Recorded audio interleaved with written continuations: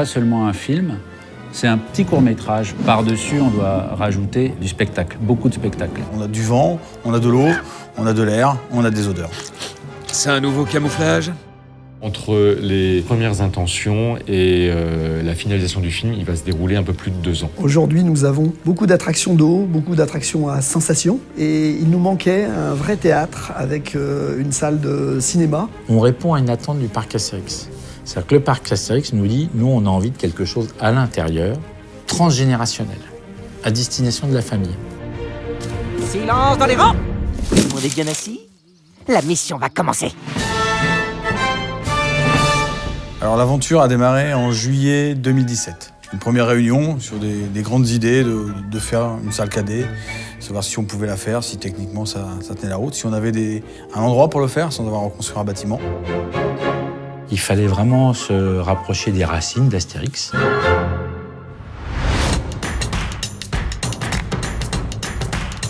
Pour parler d'Astérix, de la BD, c'était bien de faire une attraction à base d'images. De là est venue la collaboration et l'idée d'une attraction 4D. On a convenu que cette salle, qui était déjà dédiée à un cinéma 3D, était parfaite pour l'upgrader et en faire un cinéma 4D. Elle va se reconstruire toute seule? Oui, Mimine, ça avance. Une fois le principe narratif validé avec le parc et les éditions Albert René, on s'est accordé sur le budget, j'avais l'aspect artistique, j'avais validé l'aspect financier, on était prêt pour vraiment commencer la pré-production du film. La première chose que j'ai faite, c'est que j'ai cherché un réalisateur. Il est où le petit excité que j'ai nommé chef ? Et Arnaud Bourron a accepté qu'on réalise le film ensemble. Pour fabriquer un film d'animation, il faut d'abord un scénario, un script, on appelle ça. C'est du texte avec des dialogues, des descriptions des actions qui doivent se passer. C'est assez technique, c'est pas toujours très agréable à lire. Ensuite, il y a l'étape du storyboard, donc c'est plutôt du dessin, c'est un peu comme une bande dessinée. C'est des petites vignettes comme ça qui vont décrire chaque scène, chaque plan, les décors, les personnages qu'ils doivent faire. Ces storyboards vont être montés avec de la musique et du son. C'est une question d'entraînement. Et puis ça risque rien dans la forêt, il n'y a que des sangliers ou des romains. À chercher, il est fixe. Et assez rapidement, Benjamin Ribollet, notre compositeur, nous a rejoints pour commencer à poser les premières bases de la musique.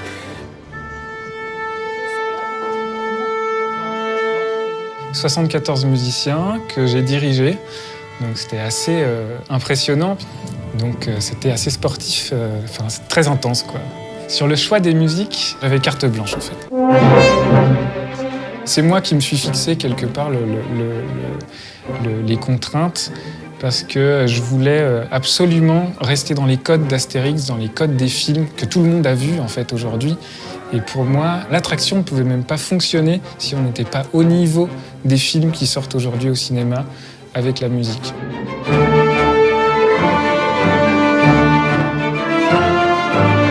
Et c'est aussi pour ça que j'ai fait ce choix d'enregistrer tout l'orchestre. C'est parce qu'on a aussi ce son, c'est un son qu'on connaît, quoi, ce son d'orchestre enregistré aujourd'hui au cinéma.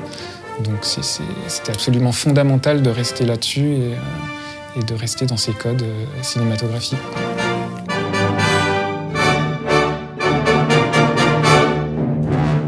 Après environ 6 mois, on avait un objet qui était cette animatique, qui était donc basé sur le storyboard, sur des musiques maquettes, sur des effets sonores maquettes. On avait aussi enregistré les voix. Ah bravo, il était fixe. Ah bravo.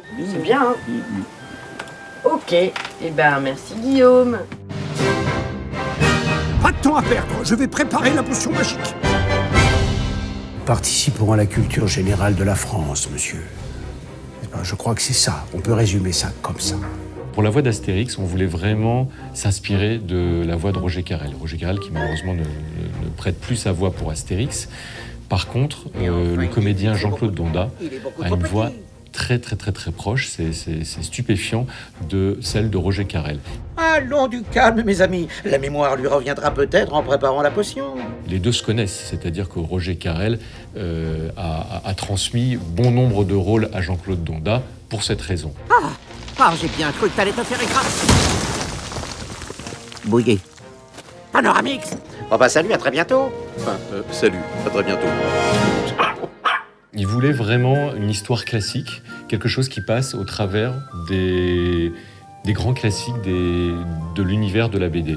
Alors il y avait évidemment Astérix, Obélix, il voulait que ça se passe dans le village. Oh, que Bélénos nous viennent en aide, les enfants. L'heure est grave. On n'a plus de cervoise? Plus de Romain. Assurance Tourix va chanter. Qui concert annulé? Évidemment les Romains, la potion magique, et évidemment ce qui va avec, une bonne distribution de baffes. En fait l'idée c'était d'aller au travers de ce que représente réellement l'univers d'Astérix. C'est ce qu'on appelle une attraction ADN. Nous avons mis dans les 10 minutes du film tout le meilleur d'Astérix. Donc on peut retrouver des inspirations dans la plupart des BD, de Astérix le Gaulois au combat des chefs. À partir du moment où on était tous d'accord sur cette animatique, on a pu commencer à passer à l'étape suivante. Et cette étape suivante, c'est la fabrication du film en 3D. Et pour cette étape, qui est évidemment extrêmement importante et qui va nécessiter qui est très chronophage, qui va nécessiter donc beaucoup de talents, beaucoup d'artistes, beaucoup de graphistes. Et à ton avis, qui est-ce qui va se régaler? Après, il y a l'étape de l'animation 3D, avec des personnages qui sont comme des marionnettes dans un ordinateur qu'on manipule, avec des décors qui sont aussi en images de synthèse, donc qui sont des faux décors, mais dans lesquels on peut se promener. Et puis après, il y a beaucoup d'ordinateurs qui calculent des images pour nous. Pour le choix du studio, on a choisi de travailler avec un studio 3D canadien, l'Atelier Animation. C'était quelque chose de compliqué, c'était vraiment un enjeu important pour le studio de travailler ce film. Et je peux dire aujourd'hui qu'ils sont allés au-delà de ce que j'attendais d'eux. Il y a 2 salles. Une salle avec un pré-show qui fait 118 mètres carrés et une scène de 80 mètres carrés qui va représenter un camp romain. J'ai profité du pré-show pour poser les bases, juste les quelques bases de ce qui va suivre dans le main show. Dans le pré-show, les légionnaires font la lessive et ils vont l'étendre et on va découvrir ce que c'est. Et ma fille m'a dit un jour, c'est quand même dommage que il n'y a pas de bulles de savon, parce que quand même, ça serait quand même intéressant qu'il y ait des bulles de savon qui sortent. Écoute, c'est pas inintéressant ça. Ça, on va y penser. L'idée de faire des ombres chinoises, ça nous a permis finalement de réduire le scénario du main show, d'en mettre un tout petit peu dans le pré-show et de créer finalement une expérience continue. On a la salle proprement dit du main show, celle-ci fait 400 mètres carrés et peut accueillir on a 300 places, donc 280 dynamiques. Un type de lunette qui va nous permettre d'avoir des effets d'immersion, de ce qu'on appelle de jaillissement, de voir un glaive qui vous arrive dans la figure, etc. La cueillette a été bonne. Notre objectif, c'est vraiment d'être dans l'expérience et dans l'immersion et de sortir du cinéma. Qu'est-ce qu'on peut donner aux visiteurs qui n'iront pas dans une salle de cinéma, quelle que soit la qualité des derniers films d'animation 4D. Donc nous, on essaye vraiment d'être dans l'immersion, de tricher un petit peu tout, d'exagérer les effets spéciaux à l'image, dans la salle, pour que les gens fassent « waouh ». Tous les effets de siège, pas de salle, d'effets de siège, sont intégrés dans le siège directement. Et c'est déclenché par des tops qui sont implémentés sur le film directement, en fonction des scènes du film. On a, à différentes étapes, on a essayé dans un hangar avec d'autres projecteurs, on a déplacé des sièges dynamiques, on a essayé toujours de confronter et d'être, au fur et à mesure de la fabrication, le plus proche possible des sensations et des sensations réelles, physiques, associées aux images, au relief. Quand on a commencé à faire du relief, on a toujours essayé de toujours confronter, parce que la réussite d'une attraction n'est pas seulement liée au film, elle est liée effectivement à l'ensemble des éléments, tous ces éléments de ce pulse qui vont être constructifs de l'attraction. L'écran fait 12 mètres par 6, donc c'est déjà un bel écran. Il est incurvé pour avoir cet effet 3D. Il a une texture particulière qui réfléchit la lumière et qui accentue le 3D pour tous les effets de jaillissement. Bonjour.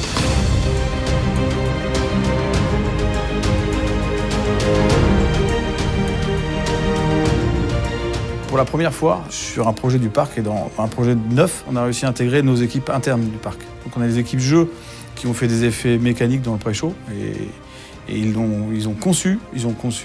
sont partis de l'idée Ils l'ont conçu, réalisé, et là ils le mettent au point, donc c'est important. Tu vas pas encore me dire que j'ai mal fait? Magnifique! Tout l'enjeu du film, c'est de vivre une aventure avec nos héros. Et de sentir la potion magique, mais aussi de se glisser dans la peau d'un Romain et de prendre quelques baffes, mais sans douleur. C'est un film qui va rester, j'espère, plusieurs années en salle, donc il faut que le niveau de l'image soit au moins, voire plus que celui d'un long métrage.